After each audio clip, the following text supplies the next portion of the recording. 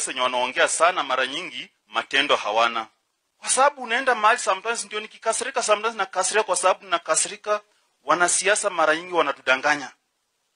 Tunashangilia mpaka tunasema misa icheleweshwe, lakini tunasahau ya muhimu. Kinachodumu milele ni Mungu. So hakuna maana ya kumdharau mwenzako hapa duniani. Kumbuka, hata uwe na ndege, hata uwe na gari aina gani, hata uwe na mamilioni namna gani, mchanga inamesa. Kaburi ni tajiri, kaburi ni tajiri, kaburi. Kaburi ni tajiri, kaburi ni tajiri, kaburi. So sisi wote tutaenda wapi? Ndio ukitembea mapua yameangalia wapi? Angalia mwenzako muulize, unajua who next? Naambie maiti mtarajiwa habari yako. Maneno mengi sipendelei,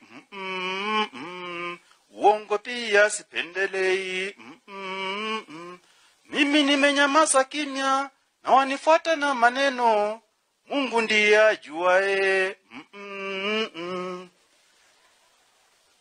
Angalia mwenzako na muulize, uko na maneno mengi ama matendo?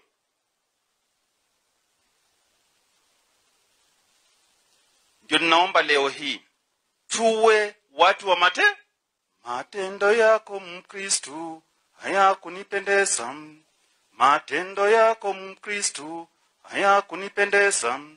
Sikudhani kama ungeweza kuyafanya haya, sikudhani kama ungeweza kuyafanya haya.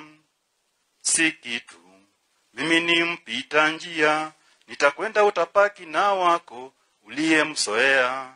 Na kushauri usiwe na mashaka, mie mwenzie mwana mama, ninasonga mbele. Hata Yesu alipomuua, injili ilisonga mbele.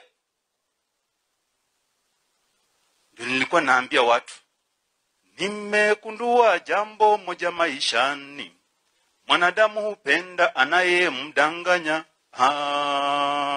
Ukimweleza ukweli hamtaelewana kamwe. Una uhuru wa kusema hutaki, lakini si wa matusi dada. Mimi nataka niombe kanisa tafadhali, kwa heshima kubwa. Hatujakuja kufurahi hapa. Na huyu Sengeni nimeteseka na yeye sana, nimehangaika na yeye sana. Tunataka tumpatie heshima. Na kama battery unaona una time, tuona battery wengine hapa unaweza enda, huyu battery aendelee. Tafadhali tuheshimiane.